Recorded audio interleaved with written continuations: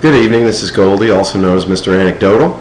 Mr. Pasty and the Talking Head. It's Wednesday, March 30th, 2011. Remember, most importantly, I rant so you don't have to. By the way, if I don't have your email and you'd like to receive the script of each show, send me your email address to my new email address, which is goldierant@gmail.com. I've realized that one of the main points of this rant is to give me and you the tools to get answers to problems, not to argue with idiots or drunk people. I remain convinced that I'm getting a lot out of this rant, if for no other reason than when I meet a new person who has some intelligence and I go through a couple of things, they give me their card and ask to be put on the rant list. Also, we must all remember this.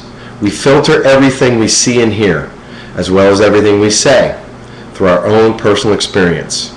So if I like my health care, I don't like Obamacare. So if I make over $250,000 per year, I don't like any proposal to tax me more. When we discuss these issues, we must always know these two separate viewpoints. What would be best for each of us personally, and what would be best for our country and the world, even though the answer to the second may be in conflict with our personal interests. I also want to reiterate that I am not trying to convince the masses of anything. I'm trying to put together a small group of elitists that are trying to find out what the problems are and then try and come up with solutions to those problems. When we find a solution, then we will implement it in as Machiavellian a way as possible, with Glenn Beck, O'Reilly, and Rush selling it for us. If this is our goal, which I believe it is, then I believe we are succeeding. Also, for the next 5 weeks, I will be going to the secure location. I'm worried about the Japanese nuclear crisis. So email is the only way to get a hold of me. Calls and texts will go to the dead zone. Also, it may be difficult to get these rants out. So please forgive me if you don't see them.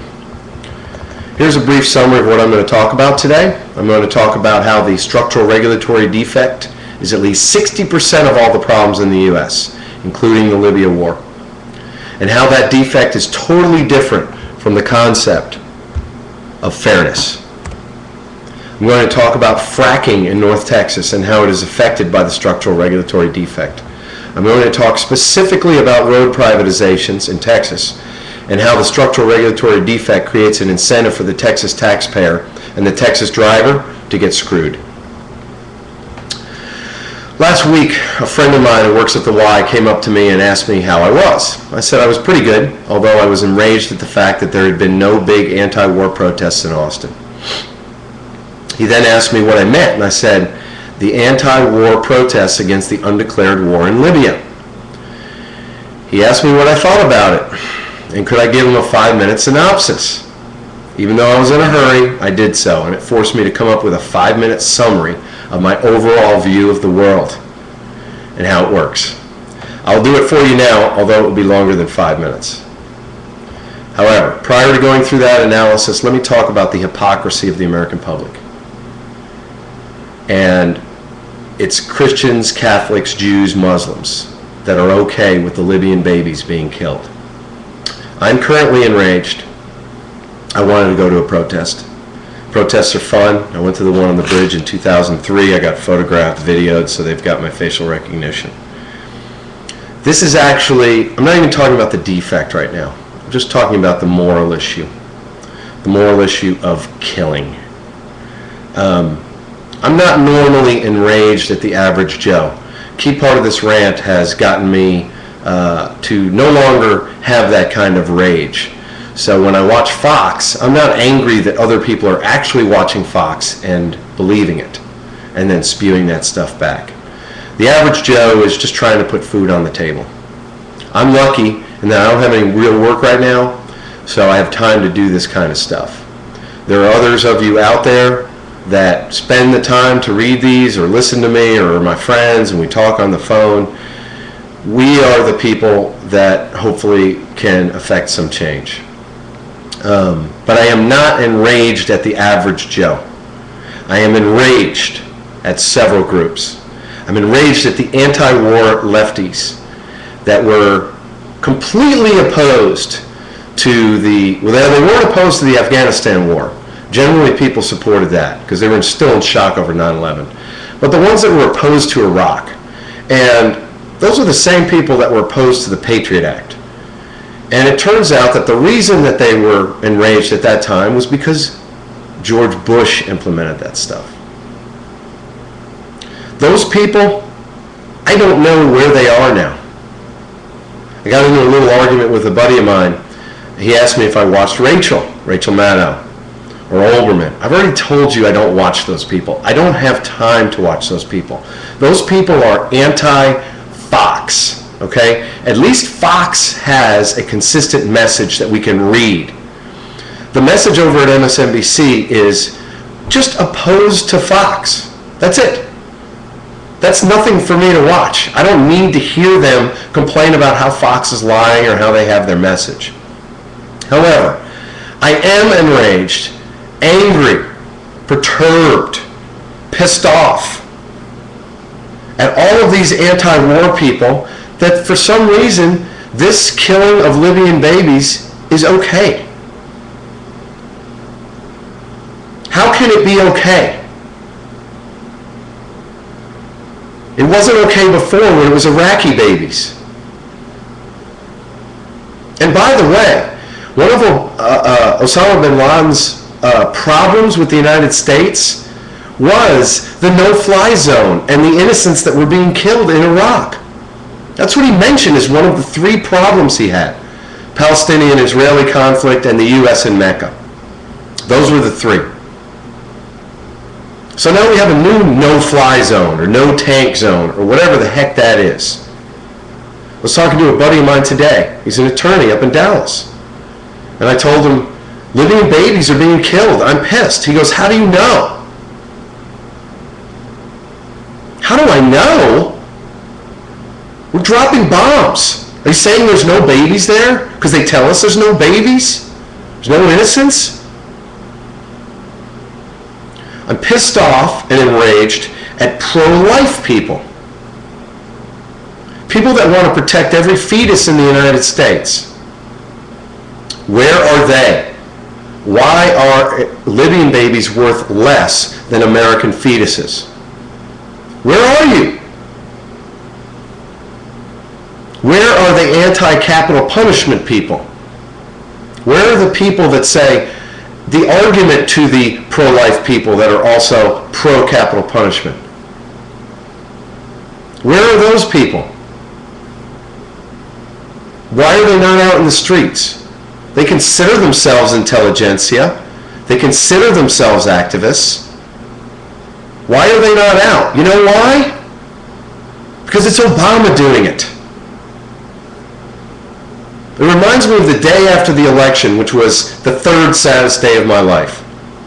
After those people were crying in the Stephen F. Austin Hotel on the night of the election, they were crying and writhing on the floor.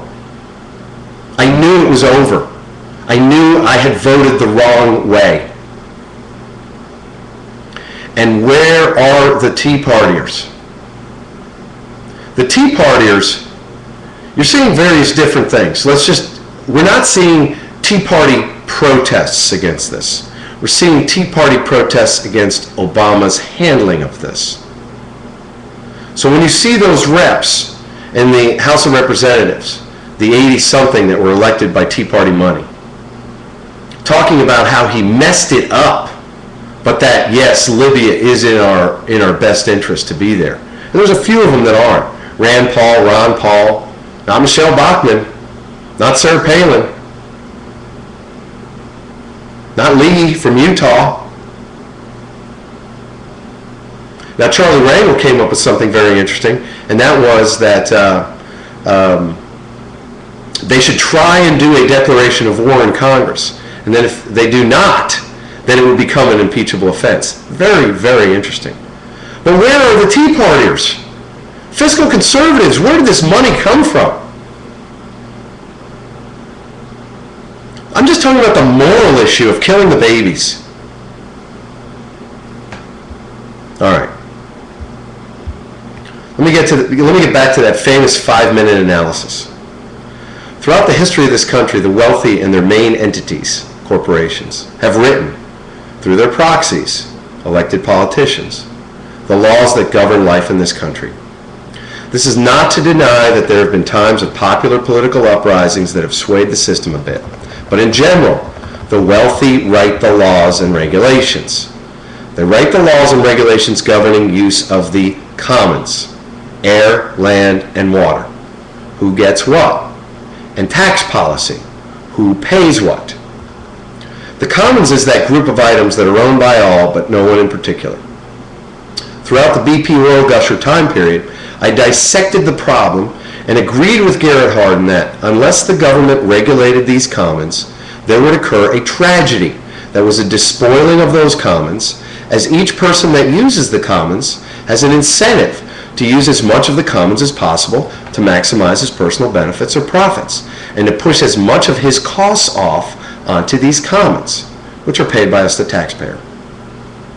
The example that I always like to use is the early tanning industry, shoe tanning industry, and by tanning I mean leather tanning for shoes, as in Connecticut on the Mianus River, where it was in each company's best interest to dump as much crap as possible in the river that it was adjacent to, just like his shoemaking neighbors were doing.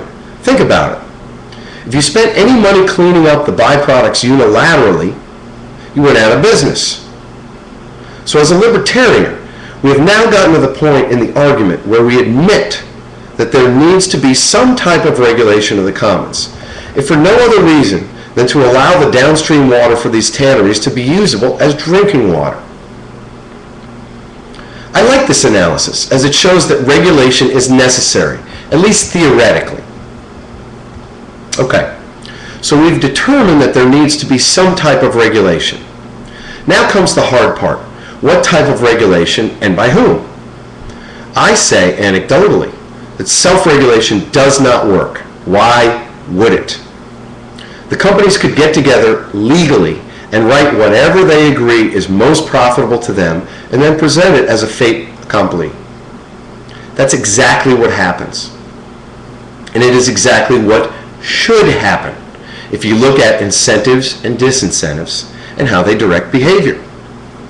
The simple example is offering employees a bonus for working more hours. They work more hours.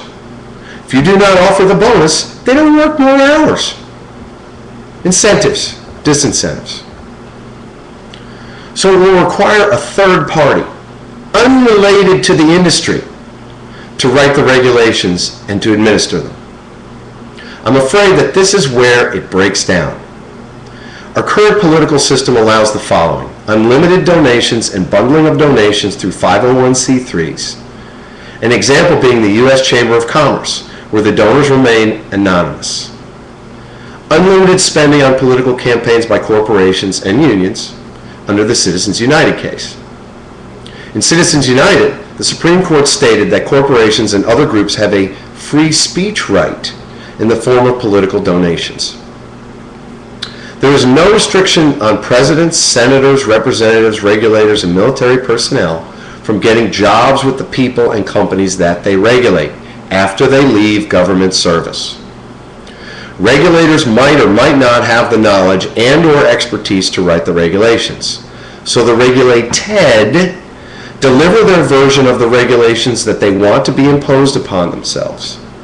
By the way, this is what you are supposed to do when you are lobbying for anything. When I'm lobbying and I want to change a law, I write the law that I want it to look like and I send it to them. I do the drafting. That's what I did on 12th Street. Additionally, all of our elected representatives are always running for the next election, excluding second-term presidents, or what we call lame ducks.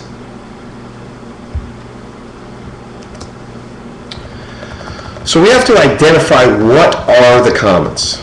We've already determined that the commons must be regulated. We just have to determine how the commons must be regulated. The easy commons are air, land, and water. To that group, I think most people would agree that our taxes that we pay to the Treasury are also commons. And by extension, the tax rates that each person or entity pays are also commons, because they determine how much you pay. Once we agree on the things that we actually want the government to do for us, those should be included in the definition of commons. I believe that the use of our armed forces around the world or domestically, whether by our actual army or private contractors like Blackwater, is also a commons. Sorry? As I said earlier, people and companies operate and act pursuant to incentives and disincentives. What are the incentives and disincentives in play in Libya? Let's start with the most important reason that we're in Libya, and that is the 2012 election. Remember, during the Bush years, Democrats were always called weak on defense and security. Anyone who voted against the Patriot Act, Afghanistan, or Iraq was called weak. John Kerry partly lost in 2004 because of a perceived weakness. He was a flip-flopper. The American public that are just trying to put food on the table do really care about this. They want their children protected. And the message that they see is that our children will die if we do not go to Libya or pass the Patriot Act, go to Afghanistan, Iraq, or Libya. I don't fault the American public for not delving deeper than just listening to the news and trying to put food on the table. So, Obama is running for re-election.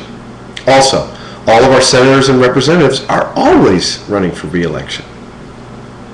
The second incentive and disincentive is that each of these legislators and the president need to raise vast sums of money to run for that re-election. They're allowed to raise these sums from small donations and large donations legally. Under the Citizens United case, they can get as much as they want for political advertising from corporations, unions, and other large groups.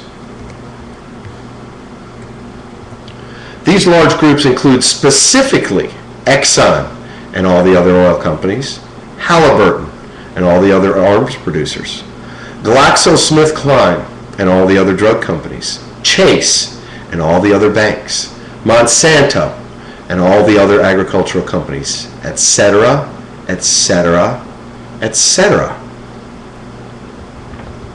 So when the U.S. Chamber of Commerce, CPAC, unions, Exxon, Halliburton, GlaxoSmithKline, Chase, and Monsanto give millions and millions to these politicians, the politicians become beholden to these entities and companies. Excuse me. These legislators pick up the phone when Exxon calls.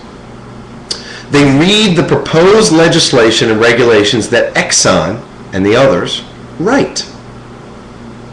When these same legislators and regulators leave government service, they need jobs. Where do you think they go? They go to Exxon, Halliburton, GlaxoSmithKline, Chase, and Monsanto. So as the quid pro quo, these legislators and regulators know, they know during their time in government service, if they give some of the commons to these companies, they will get a job. They will get a job there later. And I used to call it wink, wink, nod, nod. It is a huge, huge incentive. And what are the commons that the legislators and regulators can give away to these future employers? They can give away actual rights to air in the form of relaxed environmental regulations so that they can spew cancer-causing crap into the air. They can give away actual rights to the land in the form of leases for oil, gas, and minerals, as well as the right to pollute the same land from which they extract such items. They can give away actual rights to water in the form of drinking water rights and the right to spew crap into the same water. They can give away rights to tax money collected in the form of reduced tax rates and the giveaway of tax breaks. Think of the oil depletion allowance. The trillion-dollar question, which they love to use on Fox News and the judge loves to use it, the trillion-dollar question is, why would they not give these things away to the people and companies to whom they are beholden? The answer is that of course they would give these things away because they can. And it's all legal. Back to my friend from the Y and his question as to what is going on in Libya. I know it was longer than 5 minutes. It's clear that all of the talk of humanitarian crisis or genocide or civilians being killed is all bullshit. Due to the structural regulatory defect, we invaded another country that has oil due to the pressure put upon our elected officials by their donors. Remember, the president is running for re-election. He needs to look like a powerful president. Beyond that, Who benefits from this incursion, this killing of Libyan babies, this war? Well, the manufacturers of Tomahawk missiles benefit. The suppliers of all the other items required for this war, like Halliburton, who's the largest private supplier of food and other ancillary items to the military, benefits. Blackwater and their ilk benefit. Aircraft manufacturers benefit. Oil companies benefit in that they might get oil leases from the new government, as they did in Iraq after deposing Saddam Hussein, and as mineral extraction companies did in Afghanistan following the overthrow of the Taliban. This is not brain surgery to be able to figure this out. All of the actors are behaving pursuant to incentives and disincentives, as they should. This is the structural regulatory defect, which causes great inequities in this country, causes a disproportionate power shift to the corporations and the wealthy, and creates a need for a constitutional amendment to fix the defect. The amendment would overturn Citizens United, prohibiting corporations, unions, and other groups from donating to political campaigns, create term limits for our representatives and senators, limit donations by anyone, including wealthy people running for office themselves, from donating to campaigns more than $100, and eliminating the revolving door for politicians and regulators from public office going into the companies that they regulate when they are done doing their public service. The reason that it has to be a constitutional amendment is so a future Congress or Supreme Court, it's basically to keep a future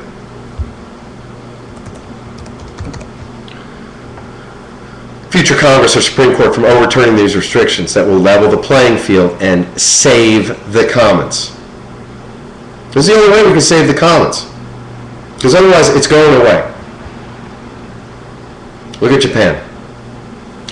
A constitutional amendment is very, very difficult to get passed. However, it has been done and will be done in the future. At the very least, we have identified the main problem that afflicts our democracy, and that is the structural regulatory defect. It's the main problem. I can go through the next 5 weeks and I'm going to do it. I'm going to have at least 1 or 2 instances where the structural regulatory defect is in play. It's always in play. I'm going to show one to you at the end of that was in today's paper. Now, I've vacillated over the past year between wanting to do cutting of budgets and remedying the structural regulatory defect, and my current position is as follows. This, as of today, goes back and forth. Until we pass the constitutional amendment, we must use a fairness argument and remedy. This means, and this upsets my rich friends, that we should not have extended the Bush tax cuts for the wealthy, over $250,000 per year. We should raise taxes on corporations. We should decrease tax breaks for corporations. We should pass legislation that prohibits campaign contributions beyond $100 per person. And I understand it might be overturned by the Supreme Court, but let's just try it anyway.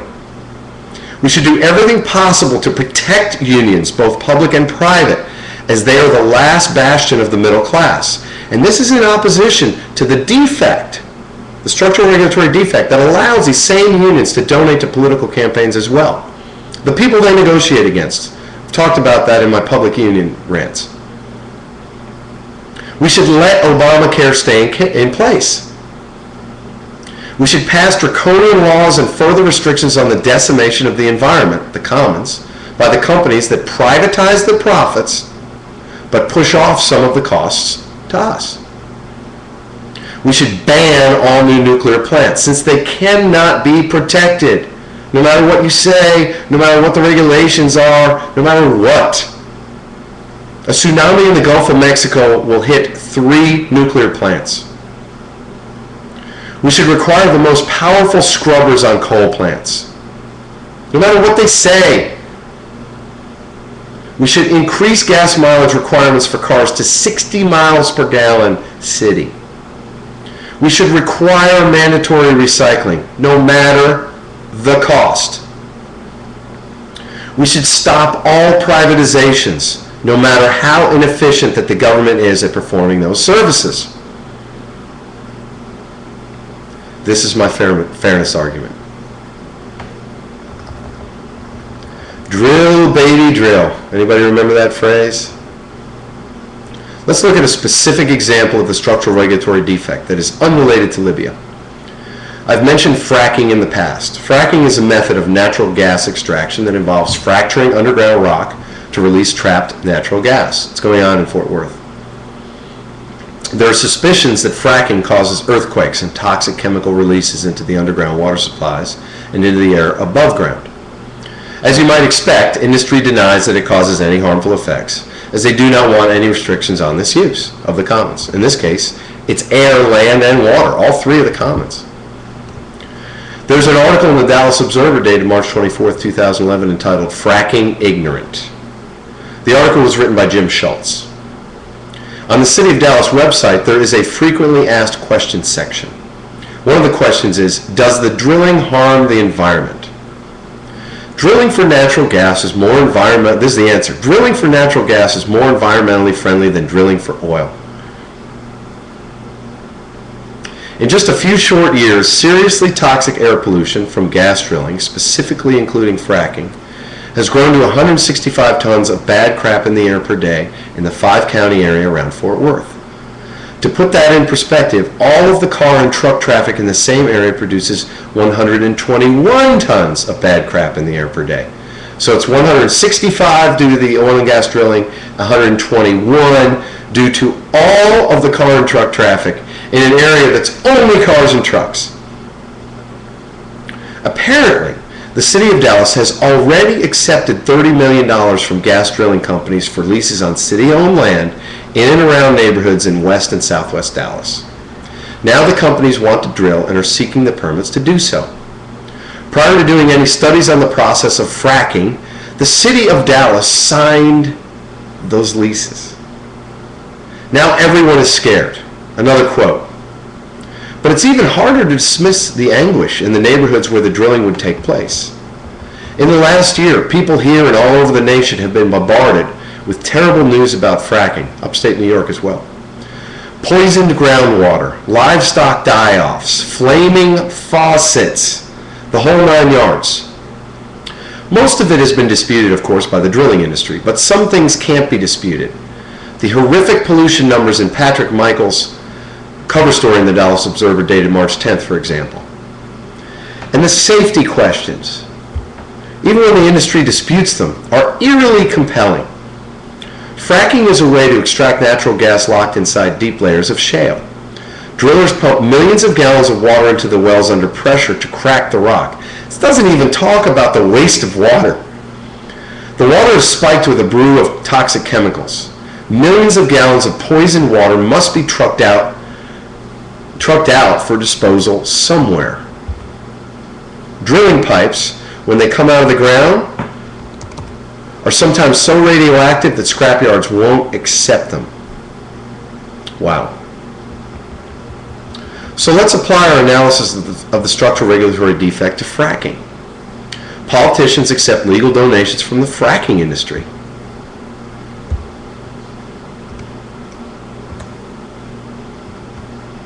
They hand out our commons, in this case the trapped gas, and they dismiss and ignore the damage to our commons. It's not theirs. It's easy to use other people's money. They agree with the industry that the environmental concerns are moot and stupid. They pass off the cleanup costs to the public, the taxpayer. They say that everything has risk. Remember, that was the noise that we got from Fox News when the Japanese problem first happened. All energy has risks.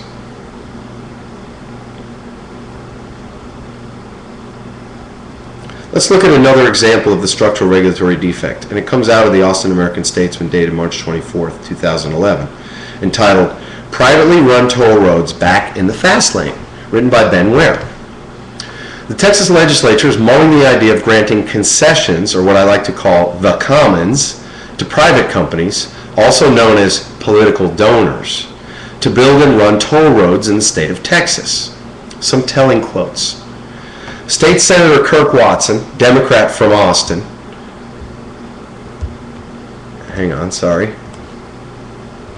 who is carrying a bill that would allow such private toll contracts on MOPAC and Highway 183 in Austin, said it is not necessarily an endorsement of that approach or an indication that the toll projects will end up in private hands. I believe you, Kirk, Democrat, and former mayor of BS Progressive Austin. Quotes, Watson's bill, which he filed March 11th, has not yet been given a committee hearing, but 4 similar bills allowing TxDOT to reach long-term leasing agreements with the private sector to build tollways in Houston and Dallas-Fort Worth made a lightning-quick trip through the Senate Transportation and Homeland Security Committee Wednesday. However, with state gas tax revenue stagnant and federal highway grants diminishing, TxDOT officials have said that sometime next year they will have no money available to approve construction of new road projects. Yeah! Opponents were also disturbed that TxDOT planned to pour billions of public dollars into projects that likely will lead to private profits by operating companies, according to TxDOT figures. I completely and totally agree, and it's good to hear somebody else talk about this. These opponents are pointing out the commonized cost, privatized profits game played by all companies under the structural regulatory defect. We cannot allow this privatization to take place at the taxpayers' expense, because that's what it is. They get their profits from our commons and our tax money. Occasionally, alignments occur between highly divergent groups. These alignments are why I like a lot of Tea Party positions, including the idea that every type of government spending must be cut. And this is in contrast to any fairness argument. There's an article in the March 23, 2011 Austin American-Statesman entitled, Citizens Group Urges Hayes to Stop Projects. I love this one. Quotes, to control Hayes County's debt, all capital projects need to be publicly vetted and possibly axed entirely, members of a group called the Hayes County Budget Project told county commissioners Tuesday. I don't need to read any more on this to agree completely. If we have such a budget crisis that is going to send us into a depression with bread lines, I say stop all new construction and only do minimal maintenance on existing roads. Stop that Austin Public Library. Stop that McAllen High School addition. What are they doing? Haul trailers in. However, you see the structural defect at work in Hayes County and the previous story about TxDOT. Legislators promise constituents new roads. Idiot people buy houses in outlying subdivisions based on the ever-widening loop of new roads that only strain infrastructure, other infrastructure, such as water, wastewater, and require nuclear facilities to make up for the electricity loss over long distances. High voltage lines are notoriously inefficient. There's a huge loss just in the lines. I mean, why are we cutting home health care for the elderly and infirm, but continuing to build roads or considering selling off these commons to private interests to our long-term detriment? The structural regulatory defect. It's there. You may remember one of my rants where my head exploded. It was where the mayor of Austin, Lee Leffingwell, stated that the passage of a new bond issue in 2010 would not increase taxes. What a total pile of bullshit. Here's another more recent example. Quote, $76 million in bonds issued, close quotes. It was an article in the Austin American-Statesman dated March 20th, 2011. Quotes, improving roads spurs growth, increases tax base, official says. Despite the struggling economy, Williamson County sold $76 million in road bonds in the past week, hoping that building new roads and improving others will spur growth and increase the tax base, a county official said. The bonds are the last part of a $250 million bond package for parks and roads that voters approved in 2006. And issuing them will not increase the county tax rate.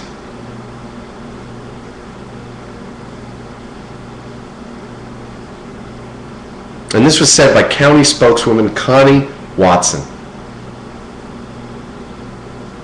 You need to remember that name when she runs for public office. That lying sack of shit. How do you pay the bonds back? And I have to ask, does anyone ever do any study on what the total cost is of all of the infrastructure that is not included in the bond package? Does anyone ever look at the strain that these extensions cause to the existing water and wastewater treatment plants, which cause them to get upgrades, or they end up needing to get upgrades and expansions? Does anyone look at the healthcare cost of all of the Amdro in the drinking water from all of these new water-sucking lawns? Hell effing no. It is the same structural regulatory defect in the form of a giveaway of our commons, tax money, to construction companies, developers, utility providers, and unwittingly, constituents that move out to these subdivisions, expecting the status quo to continue, which it never does. And now for something completely different. On Judge Napolitano's show Freedom Watch on March 23, 2011, he had a woman on who had written a book about Obamacare and why it would be a failure. The judge asked her to tell him what would the correct system look like if it was left up to private industry to provide it. Excuse me. She couldn't do it. How can you say how it would be a failure if you can't even say what it would look like? You know why she couldn't do it? Because she didn't know what that system would look like. At least the judge asked the right question. March 23, 2011 was the 1-year anniversary of the passage of Obamacare. There was a letter to the editor in the Texas Observer March 11, 2011. It was regarding health care and messaging. I've been saying all along that Obamacare should not have skirted the word tax when it decided to penalize anyone who did not participate in a health care plan. They should have just called it a tax. And then we would not have the argument about the mandate to purchase health insurance. Just say, if you don't have it, there's a tax on you. Easy. Here's the critical part of the letter from Larry Cohen referring to a federal government mandate, because you hear everybody saying there has never been a mandate that made you buy something. Quotes, I would refer you to the Militia Act of 1792, which says, each and every free, able-bodied white male citizen of the respective states shall severally and respectively be enrolled in the militia by the captain or commanding officer of the company, and that every citizen so enrolled and notified shall, within 6 months thereafter, provide himself with a good musket or firelock. If our sainted founding fathers could issue this individual mandate, I think we're okay. That's what he said. I agree. On March 23, 2011, the judge had a guy on from Canada who said that the one thing that is the downfall of the Canadian system is rationing.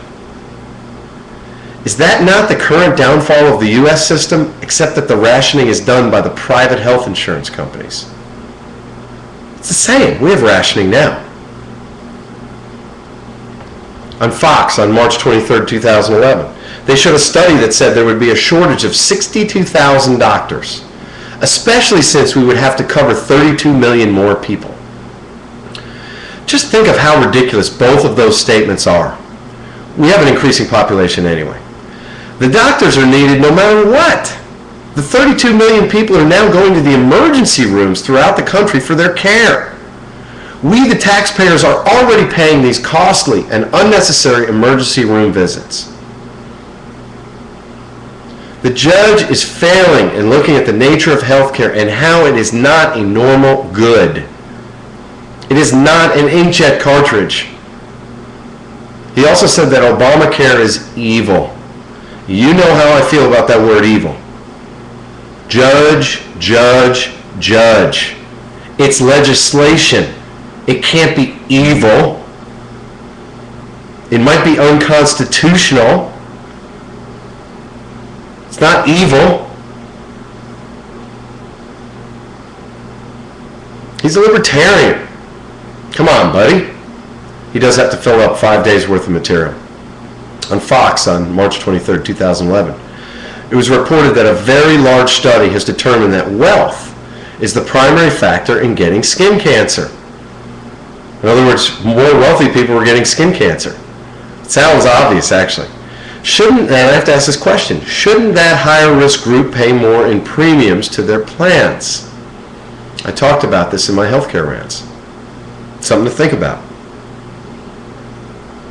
separately. I was listening to Alex Jones. Anybody who knows him knows who I'm talking about, this past Sunday, and it was quite amazing, but not surprising, that he was complaining and connecting just as I do. However, he always goes one step further, and I believe one step over the line. He said that the current Middle Eastern policy is run by the banks and the military-industrial complex, and that they actually wanted to see Al-Qaeda getting control of some of these countries, as it would give us the excuse to invade and take over that country completely. And I'm not sure in this case that he's really going one step over the line. Normally he does. He talks about FEMA slave camps or something. He gets you going, he's got some good facts, and then he does it. Now, the last thing I wanted to show you was something that was in today's paper, and this was about Rick Perry is holding secret talks with private healthcare providers to do the healthcare for the prisoners in the prisons. There is not a doubt in my mind that these private healthcare providers are donors to Rick Perry. And I guarantee you this, those prisoners will get less health care than they get under the current system, because you have to add in the profits for the private companies. That's why privatizations of things that need to be done always cost more money and always create a disincentive to provide the service. Always. It's why healthcare companies try and deny claims. They make more profits, as they should.